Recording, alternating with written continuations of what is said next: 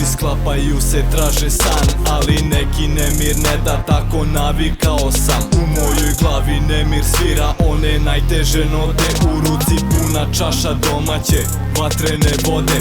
Ne, ona neće rešiti ništa, znam sve, vodit će me tamo gde đavo stanuje, gde tuga caruje, za sve nade kasno je, ali nekako je lakše kad u krvi imam je ja. Još jedna rana na mom telu, samo ja je vidim, još jedna suza na mom licu, nje se ja ne stidim. Na usnama je osmeh, opet vidim te u mraku, to se smeješ ti dok tiho izmičeš mi.